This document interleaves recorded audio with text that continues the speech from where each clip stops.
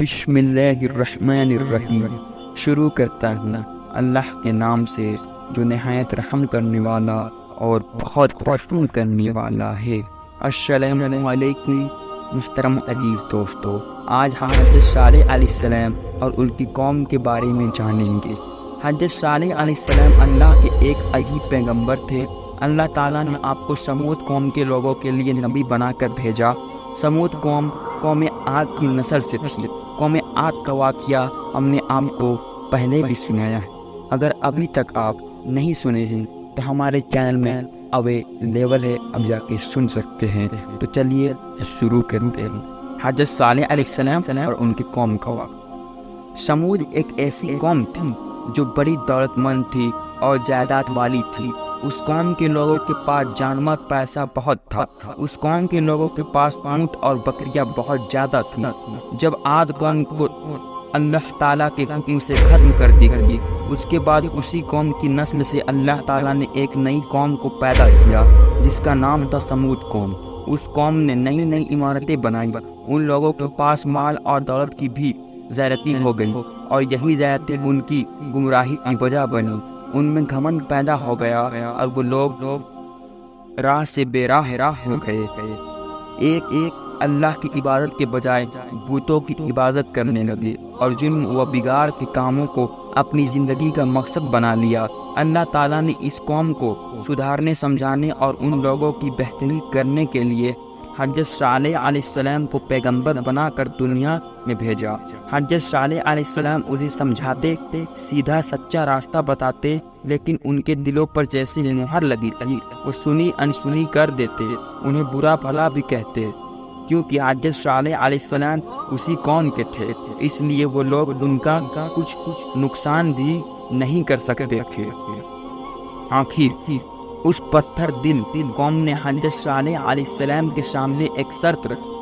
اس قوم کے لوگوں نے کہا، اگر آپ کوئی معجزہ دکھاؤ تو ہم مان لیں گے کہ آپ اللہ کے نبی ہو اور آپ کا پیغام سچا ہے۔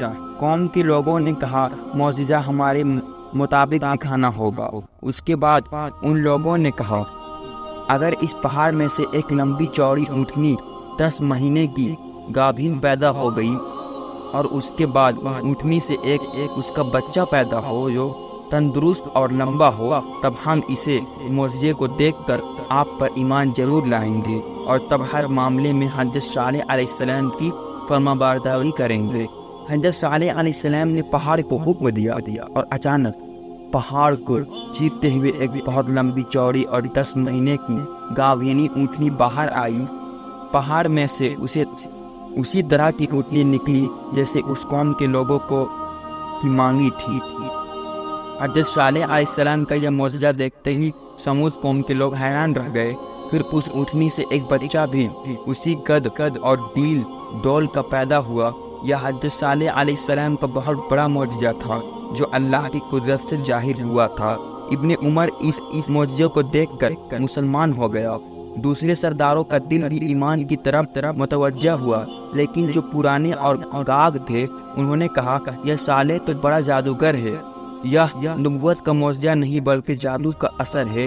اس طرح جن کے دلوں میں ایمان کی کرن پھوٹنے والی تھی وہ پھر ان باتوں سے گمراہی کے اندھیرے میں چلے گئے۔ اس طرح انہیں اپنا انجام تباہی کے راستے پر ڈال دیا۔ حضرت صالح علیہ السلام اب بھی قوم کو سمجھاتے، سیدھا راستہ دکھاتے، مگر اس قوم پر شیطان اس طرح حاوی ہو چکا تھا کہ وہ لوگ حضرت صالح علیہ السلام کو جھوٹا کہتے اور دن رات خدا کی نافرمانی کرتے۔ حضرت صالح علیہ السلام نے ان لوگوں سے اونٹنی کے بارے میں کہا، دیکھو اس اونٹنی کی زندگی سے تمہاری زندگی ہے اور اس کی پریشانی سے تمہاری پریشانی ہے۔ آپ کو بتا دوں، اس اونٹنی کا خوراک بہت زیادہ تھا۔ وہ جب پانی پیتی تو ایک بار میں جتنی پانی اس کے سامنے لایا جاتا وہ سب پی جاتی۔ اللہ تعالیٰ نے اس قوم کے لوگوں کے لیے حکم دیا کہ ایک دن کا پانی تم لوگ پیو اور ایک دن کا پانی وہ اونٹنی پیے گی، اور اس دن تم لوگ اس اونٹنی کا دودھ پینا۔ قرآن مجید میں اسی کی طرف اشارہ ہے۔ اس بات پر سب خوش ہوئے، مگر کئی آدمیوں کو دکھ بھی ہوا۔ جب اونٹنی اپنی باری پر پانی پینے کے لیے کنویں پر جاتی تو پورا پانی ایک بار میں پی جاتی۔ یہ الگ بات ہے کہ وہ جتنا پیتی थी उसी के मुताबिक उतना दूध भी देती थी कि पूरे कौम के बर्तन दूध से भर जाते। ऊँटनी की शक्ल बहुत लंबी थी, भारी भरकम जिस्म, सूरत, शक्ल, सब कुछ हज़रत सालेह अलैहिस्सलाम के मौजज़े की जबरदस्त दलील थी। ईमान नसीब ने लिखा है कि उसके जिस्म की लंबाई 100 गज थी, उसके पाँव की ऊंचाई 150 गज थी।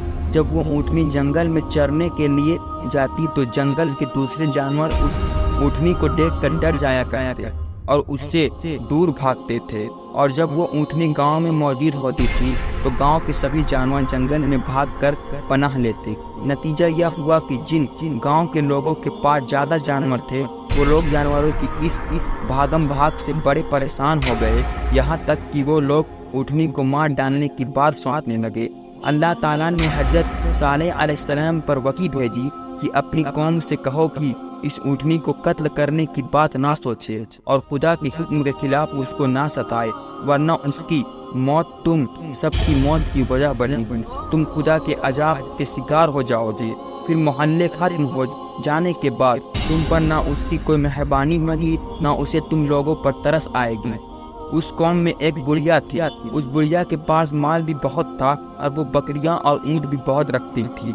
इसी तरह एक बेदीन औरत और थी जो बहुत मालदार थी, लेकिन उस औरत के शोहरत ईमान वाले और खुदा का खौफ रखने वाले थे। इन दोनों औरतों ने मिलकर वहां से सरदारों को ऊँटनी को मार डालने पर तैयार किया और कीदार बिन सालिफ और मसऊद बिन महदज को बुलाया। उस बुढ़िया ने कीदार से अपनी बेटी का निकाह कर देने का वादा किया और अमली तौर पर उसे कुछ नकद और गल्ला देकर यह तय करा लिया कि ऊँटनी को कत्ल करना है। वो दोनों मलऊन 7 आदमियों को साथ लेकर रास्ते में बैठे और ऊँटनी का इंतजार करने लगे। जिस वक्त वह ऊँटनी निकली, पहले मसऊद ने उसको तीरों से मार कर घायल कर लिया, फिर किदार ने उसके पाँवों को जख्मी किया, यहाँ तक कि इन 7 ने अल्लाह की निशानी उस ऊँटनी को जान से मार दिया। इस तरह उन जालिमों ने अपनी बर्बादी का रास्ता खुद पैदा कर लिया। ऊँटनी का बच्चा उस पहाड़ की तरफ भागा और मारे डर के उस पहाड़ की चोटी के पास छुप गया। हज़रत सालेह अलैहिस्सलाम को जब इस जुर्म की खबर मिली तो उनकी बेचैनी बढ़ गई। वह परेशान इसलिए हुए कि अब अल्लाह का अजाब इस कौम पर नाजिल होकर रहेगा। फरमाया कि अगर उसके बच्चे को किसी तरह पकड़कर अपने दरमियान लाओगे तो शायद अल्लाह के गजब से अपने आप को बचा ले जाओ। कौम के लोग भी डर गए थे, इसलिए वो लोग उस ऊँटनी के बच्चे को ढूंढने में बड़ी मेहनत पर वो बच्चा गायब हुआ। इस तरह पूरी कौम अल्लाह ताला के अजाब के घेरे में आ गई। हज़रत सालेह अलैहिस्सलाम ने फरमाया कि 3 दिन के बाद अब तुम सब खत्म हो जाओगे और अजाब आ जाएगा।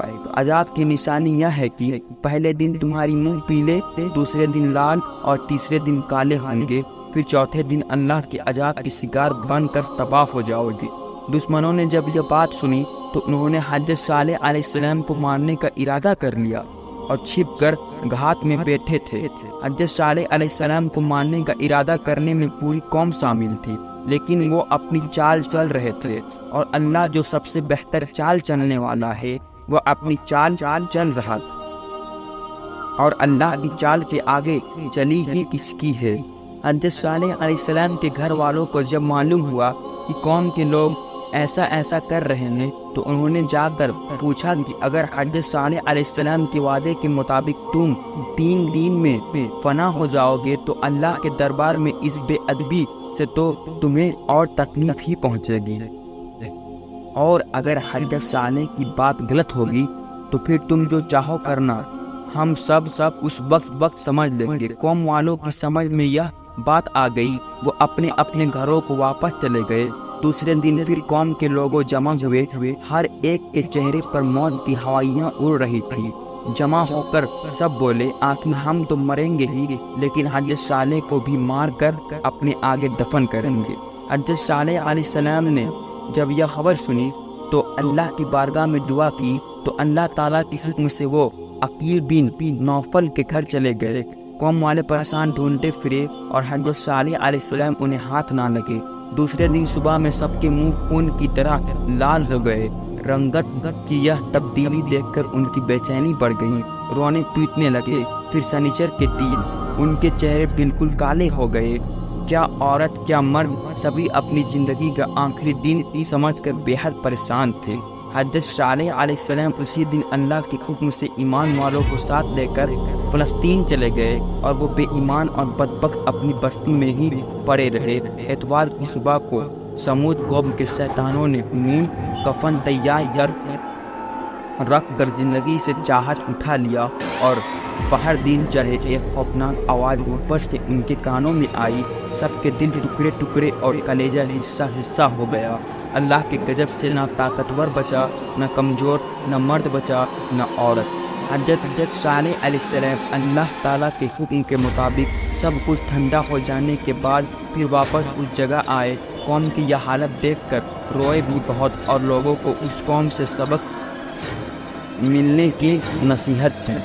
پھر حضرت صالح علیہ السلام ایک مدت کے بعد وہاں سے مکہ کی طرف چلے گئے، اور وہیں اپنا پردہ فرمایا، اور اس دنیا کو چھوڑ کر مالک حقیقی سے جا ملے۔ انا للہ و انا الیہ راجعون۔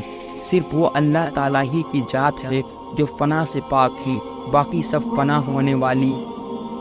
کسی اردو شاعر نے کیا خوب کہا ہے، یہ دنیا ہے تحقیقی دار فنا، تو ہرگز کبھی اس میں من دل لگا۔